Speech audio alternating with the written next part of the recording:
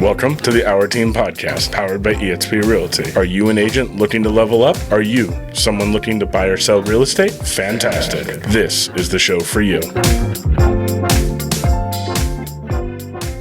Welcome to the Our Team Podcast. Welcome. I have a really special guest with us. You're not a guest. You're not a guest. You're the other hour in the Our Team. I am. Yep. Maybe I'm the other hour in the Our Team. You could be, but my license plate says hour 2, when most of my friends think I should be number 1. Hour 1. Yeah, our license plates are ridiculous. Hour 1 and hour 2. I don't know why did we do that? You did that. It's ridiculous. We did a podcast not too long ago about what you should really focus on and cover at a listing appointment. Just for newer agents that are starting to get listing appointments and they're kind of like, how do I put this together? What's my message, right? Mm-hmm. And it was 3 things. You want to make sure you definitely cover the value. You want to definitely cover a good marketing plan. And you have to cover the process, right, of how things are done. 100%. And in all those 3 things, you have to make sure that there is a huge degree of separation, that you convey a message that there is a huge degree of separation between you and the average agent, right? So that's what you're trying to do, just bring all this value, cover those 3 things, and that's really all there is to it. Right. Well, one thing that we didn't cover on, which is why we're doing this podcast, is, okay, so you've just done a great listing presentation, you covered all the basics, you built rapport, you did all those things. What do you leave behind? What are some things that you should leave behind so that they can have them, they can, contemplate, they can be reminded of what you just shared with them, all these kind of things. Right. There are those agents that say, no, I don't want to leave anything behind, because if they are getting other listing appointments, if they're interviewing other agents, I certainly don't want to leave my stuff out there. What do you think? What do you think about that? Well, sometimes the sellers leave it on the counter, and then people are rumbling through it. So I always say, just to remind you, I just ask them to put it in the kitchen drawer. Yeah. Right. So we print out our Zillow reviews. We have over 330 of them. So, like the top 20, I think is very important. So it's just not 5, not 10, but the top 20, so they can see consistency. A really thorough CMA, and I like to highlight what's really most important. That's key points because we're not going to be there when they're reviewing it again. So just to help them when they're at a glancing, going through it again, and I make some special notes on there when you're comparing, their home to the other homes that they're looking at, things to remind them of. Oh, you have lease solar in the CMA. Solar. Yes. Okay, so we came up with 7 things as a checklist to make sure you leave behind. This is just our opinion. This is what we do. Right. There's 7 things that you probably should, as a checklist, leave behind. And I like what you said about, if you're going to leave these things behind, just maybe encourage them, go through these. I'm going to leave these with you so you can go through these things at your own tempo. If you are getting other, it sounds weird to say this, but I've heard you do it, and I've done it multiple times. If you are interviewing other agents, would you be kind enough to just, make sure this isn't out on the, just because, it's a little, although our message is so strong, it's rare that they're going to look at it again. I think the only thing that they're going to be looking at again is definitely they're going to read the reviews, because they didn't read it at that time. And they're definitely going to look at their net sheet and see not only their bottom line, but now they've already seen the bottom line, but now they're going to look at line item by item of what they're being charged and what should they expect. And that is not something you just put on the table too and just say, oh, here's your net. Like, you're going line by through line, because they don't even know what they're reviewing. I think the process is the most important outside of marketing, and really handle the objections. Yep. So I'm leaving in their mind. So what I'm leaving behind in their mind, I'm leaving behind solid affirmation of the process, what they should expect, and because they're a bundle of nerves, especially if they're contingent on finding a replacement property, just ease all of that. I like what Blake says. We always lay the process out. We map it out. Step by step. Like the other day, he was doing the football field. That's not I don't. It's like the quarterback. I don't relate with that, Yeah. but that was a great analogy. The whole team loved that. Yeah. But I just, from signing the contract to close, we do not leave that listing appointment without explaining the process. Right. And- It's very, very important. But the CMA, so of the 7 things that we're leaving behind, the one, of course, is the CMA, but it's not just a CMA you printed. It's actually the CMA that you went over. It's a with cloud them. CMA with all the photos. Right, and so these one line-by-line items that I see listing agents print is just It's not ridiculous. enough. They need to look at the photos. They need to read the description. Right. They need to compare it with their house and Right. say, okay, this house sold for this Yeah. price. I want to list at this price, and it seems reasonable, Yeah. right? So yeah, it really needs to be a thorough one, and I think the And home you're seller- making notes in the CMA. Yep. You're highlighting things.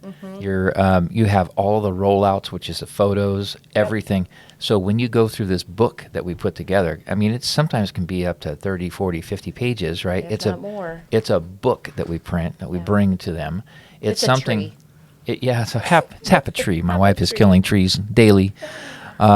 As we're going through this, and you're explaining in detail how you're arriving at the value and making those adjustments, because now we've seen the home, so we've pulled all these comps, we put all this together before we saw the house, but now we're making these micro adjustments Right. based on what our actual knowledge now since we've seen it. So I think So sometimes what I as you're going highlight through the- it quickly, I think it's a lot of times when we do listing appointments together, I hear you say things like, if we're going through this a little quickly, just keep in mind I am going to leave this behind so you can study it as well. So it kind of gives people, because it's such an incredible book, it's binded and everything. It kind of seems like it'd be something we'd be taking with us. When you remind them, hey, we're going to be leaving this, Right. you can kind of see them go, oh, okay, cool. So Right. they're more up to just trust what you're saying as you go through it quickly, because they know it's going to be left behind and they can study it at their time.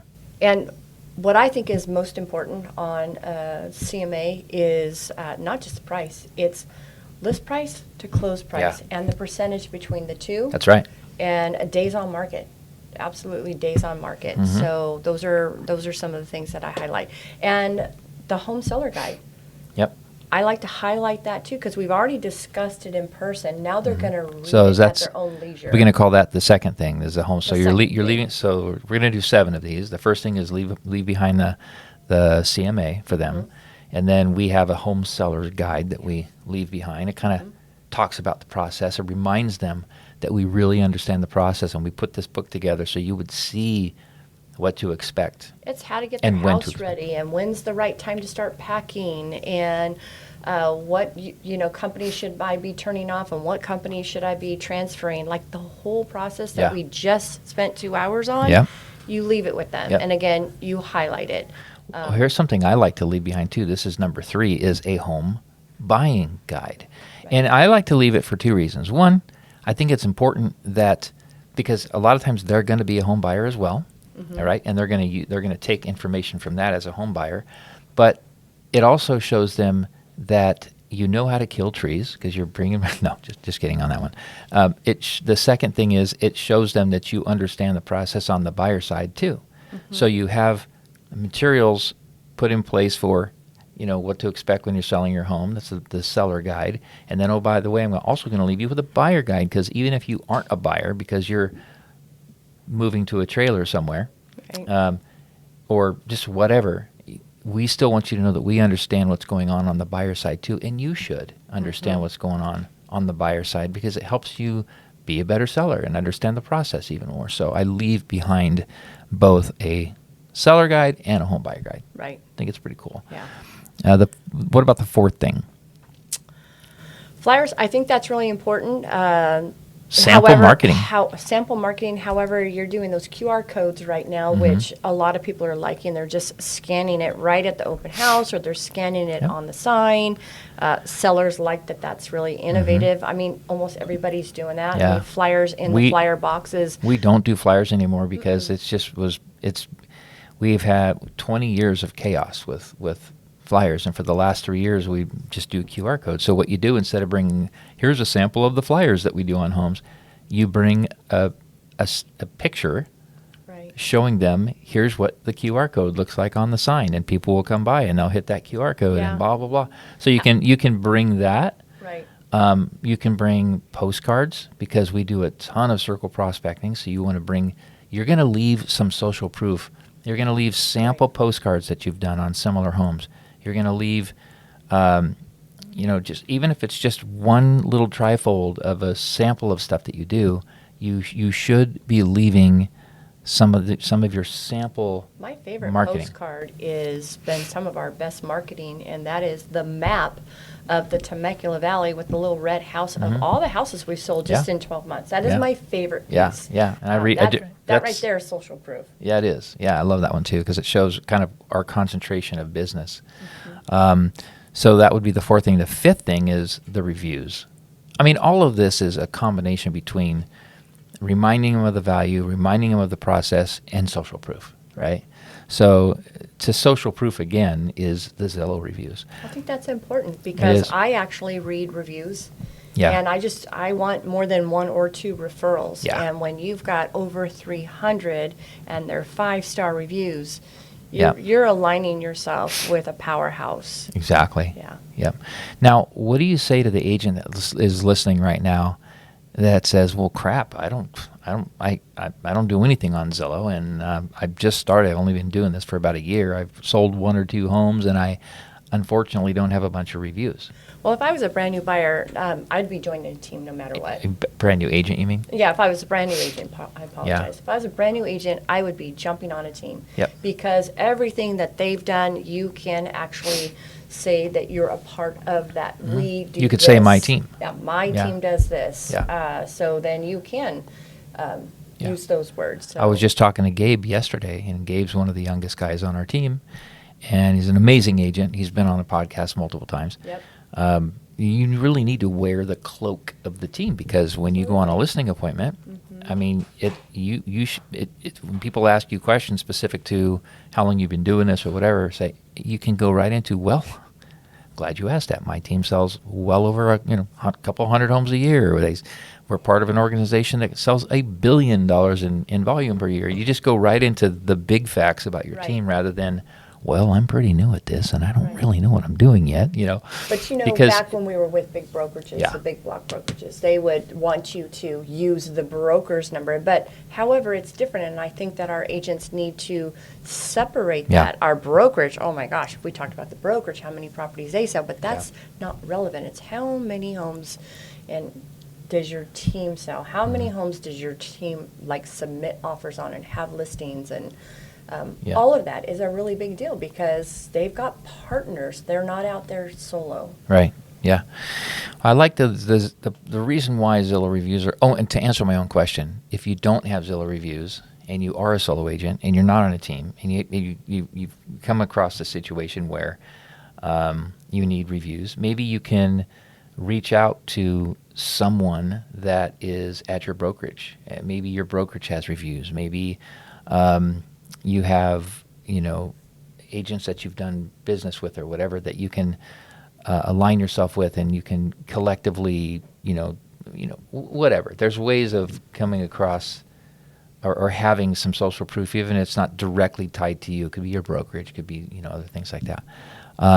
But I really do think that Zillow, love or hate Zillow, is probably the best place to have your reviews. So you don't have to pay Zillow to have a Zillow account and to have a Zillow profile. Mm-hmm. Get a Zillow profile. Yep. Also, you don't have to be your own brick and mortar store to have a Google My Business account. Get a Google My Business account and let people start giving you reviews, and you just go back and through your database and make sure people are leaving reviews for you. And if you're just starting at that, then this is probably one of the best places to start, and that is to get reviews and get them on Zillow. Zillow is very trusted when it comes to reviews because they vet every review. Mm-hmm. So if you can't just have grandma say, "Oh yeah, Brian just did a wonderful job selling me a home, because Zillow wants to know where was the home, when did it close. They're going to check. They have AI to check all of that, and if it doesn't meet their standard, it won't. Right. And did you know you can only leave a Zillow review for somebody once with a certain IP address? Yep. So if you do a really good job for John Smith and he leaves you a Zillow review, and a year later you sell him another home and ask him to do review, he's going to have to use a different computer. Correct. And probably a different email address too, because it's going to look fake. So For sure. we have 330 reviews. If they weren't so stringent, I think we'd probably have probably closer to 500 reviews, because we've had legitimate clients leave us 5-star reviews and they've never shown up on Zillow, Right. because they just can't get around the They can't get through the minutia of they can't Zillow. get through the gates, right? So the last and final one is the seller's net sheet. No, it's VIP buyer. I like to leave that one too. Oh, So Six. we have a thing called our VIP buyer program, and when we open that up, there's two things that we kind of share with them. Is we explain to them as we're showing it to the seller. Here's a great way that first of all, we have a ton of buyers already because they're enrolled in our VIP buyer program. So that's going to help you sell your home. And second of all, this is the process on one of the reasons, or one of the ways that it's so sticky for us to have buyers really, hang in there with us. And that we explain the VIP buyer program with them. It actually reminds them that it's a love it or leave it program as well. So if the seller is also a buyer, that's a great time to remind them that, look, you're going to sell your home. And if you're a little bit on the fence on selling your home because you're not sure you're going to like your next one, right. if you don't like it, I'm going to enroll you in our VIP buyer program, which means you're going to get, we're going to list and sell your home for free on the listing side. And then the seventh thing, super important, Seller's net sheet. seller's net sheet. So I drive our escrow officer probably crazy because I always go with 4. our escrow company loves you. And What do you mean? Let's unpack that for a second. You just said 4. You go with 4? well, yeah, I get a good feel. 4 net sheets? Uh-huh. Why is that important? Well, number one, I come up with 2 prices. Sometimes I come up with 3. It really depends on what type of information I've been able to extract from the seller. Before you go to the house, Yeah. you're Oh, looking at that's- comps, you're kind of coming up with 2 different That's price. huge. Yes, it I is. need a very long list from the seller because most of the time you can't find any of that stuff online. So that's very, very important. To That's come why up you have those 2. Why? But I have you said those 4. 2. Depending on how they're going to push back on On the fees. commission. That's right. Yeah. So you've got 4 because you've got 2 different price scenarios, and you one want. at 4% and one at 5%. That's right. So you and on then you. both price scenarios. There's a lot of really, really good agents and firms that are listing at 5%, and so if you can get 6%, that's amazing. That's really good. But 5 is really fair. Right now it is. It really is. Yeah. When it becomes a buyer's market again, and we have a lot more aged listings, and you're not turning and burning anything. You're working hard for months at a time. It's really important to offer 3 and to charge 3. So that's Sometimes a 6%. give bonuses, all kinds of Yeah, stuff. I've seen exactly. people give TVs away, a little vacation. Yeah. That was about 8 years Yeah. ago. So let's recap it. So in our opinion, these are really important things to leave behind. And by the way, leave them behind in a nice booklet, something Always that bring a booklet. we have our branded The Our Team booklets. They have our broker's name on it too. It's just a very clean thing that we get right here in town at Omega Print. They do them for us. So it's 7 things to leave behind. We put like 4 of them on each side of the folder. We said booklet, but we mean a folder. Yeah. It's the CMA. It's the process, which is the home seller guide. The third thing is the home buyer guide. You want to leave some sample marketing flyers, things like that, postcards, blah, blah, blah. Yeah. Zillow reviews that should be on a couple pages, either stapled together or, again, in a little booklet form. The VIP buyer program, if you don't have one, start one. Right. And then the net sheets. So if you leave all of that behind, then they can open it up and go through everything and really feel like, wow, they were really good, very thorough. And the fact that you're coming with all of that eye candy is so much different than the We agent should leave that's an just, Our Team hat, an Our Team tank top, an Our Team pin. Just Yep. give them all the Yep. give them all the stuff. Our team member is better than your team Yeah. member bumper sticker. Oh, can I put a sign in the yard? Yeah. A lockbox on the gas meter. Yes. That's what we should leave. Yeah. So we're going to leave you these 7 things, but we're also going to leave you a sign in the yard and a lockbox on the gas meter because we're listing your home tomorrow. There you go. But anyway, well, I really hope that if you're a newer agent and this is really geared towards newer agents, obviously. Right. If you want help putting these things together or have questions about any one of the bullet points that we talked about, please reach out to us. We will help you for free. No strings attached. We just really want to give back. Okay, bye everybody. Thanks wait, for listening. Before you We'll go, catch you on would the you next do one. us a favor? If you found any value in this content, would you please like and subscribe to it? Maybe even leave a comment. It really helps us out.